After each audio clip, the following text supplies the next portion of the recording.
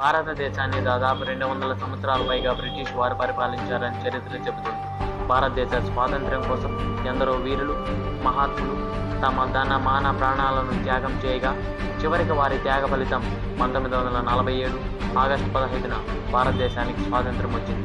భారతదేశానికి స్వాతంత్ర్యం వచ్చి 70 సంవత్సరాలు గడుస్తున్నా భారతదేశం ఆర్థిక పరంగా పూర్తి స్థాయిలో అభివృద్ధికి నోచుకోలేదన్నది ఆర్థికవేత్త నుండి సామాన్యుడి వరకు అంటున్న మాట. భారతదేశ స్వాతంత్ర్యం కోసం పోరాటం చేసిన నాయకుల గురించి ఆగస్టు 15నో జనవరి 26నో పాఠాలు బోధించేటప్పుడు తప్ప మరెన్నడూ గుర్తించుకోని పరిస్థితి మనది. ఆగస్టు 15నో జనవరి 26నో స్టేజ్ మీదలకు వెళ్ళి మాట్లాడవలసి వచ్చినప్పుడు మాట్లాడుతూ కామన్గా చెప్పే డైలాగ్ ఇది. మా నాన్న వాళ్ళు చదువుకునే రోజుల్లో భారతదేశాన్ని అభివృద్ధి చెందుతూ ఉన్న దేశమని అన్నారు. నేను చదువుకునే రోజుల్లో భారతదేశాన్ని అభివృద్ధి చెందుతూ ఉన్న దేశమని అంటున్నాను.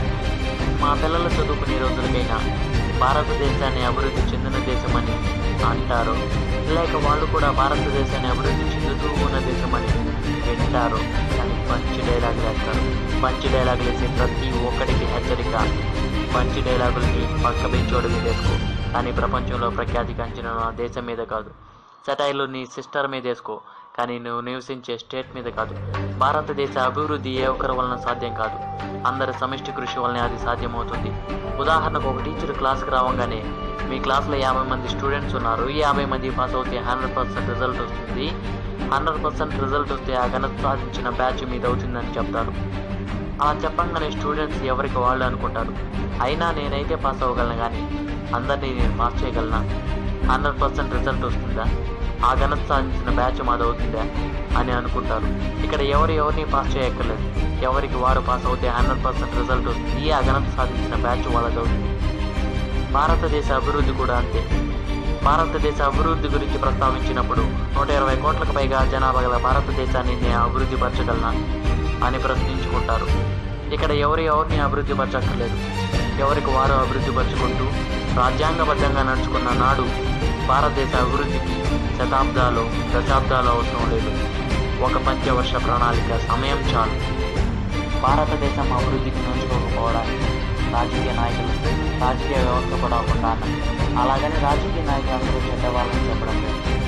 బియ్యపు గిండిలో రాళ్ళకి వేడిపారాలి, అదే రాళ్లలో మొత్తాన్నే కింద పడేస్తాం. నేటి పరిస్థితి అలాగే ఉంది. కుల, మత, వర్ణ, వర్గ అవినీతి రహిత సమాజం, నిరంతర ప్రజాహితం మా అభిమతం అని చెప్పుకునే రాజకీయ నాయకులు అదే కులాల్ని, మతాల్ని, వర్ణాలని, వర్గాల్ని ఆచరాగా చేసుకుని ఎందుకు ప్రజాప్రతినిధి సీట్లను పంచుతున్నాయి? ఎన్నికల సమయంలో ప్రచారానికి వాటిని ఎందుకు ఉపయోగించుకుంటున్నాయి?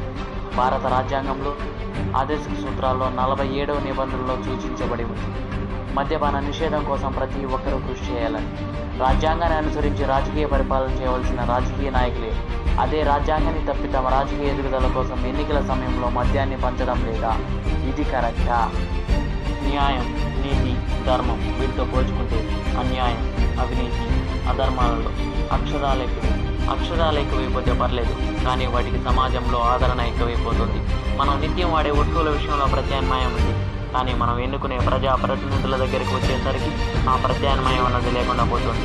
ఎన్నికల సమయాల్లో చాలా నియోజకవర్గాల్లో పోటీ చేసే ప్రజాప్రతినిధులు ప్రజలకు నచ్చిన వారే అయినప్పటికీ పార్టీల మీద ఉన్న అభిమానంతోనూ ఓట్లు వేయకపోతే చచ్చిన వారితో సమానం అనే సామెతను అనుసరించు వారికి ఓట్లేసి గెలిపిస్తున్నారే తప్ప వారి మీద ఇష్టంతో ఓట్లు వేయడం లేదు. ఇక ఇటీవల కాలంలో నోటా అనే ప్రత్యామ్నాయాన్ని ప్రవేశపెట్టినప్పటికీ దాన్ని పూర్తి స్థాయిలో ఉపయోగించుకోలేని పరిస్థితి మనది. ఆ ప్రజాప్రతినిధులకు ప్రత్యామ్నాయం మీరు, నేను ఎందుకు కాకూడదన్నదే నా ఆలోచన, నా ప్రశ్న.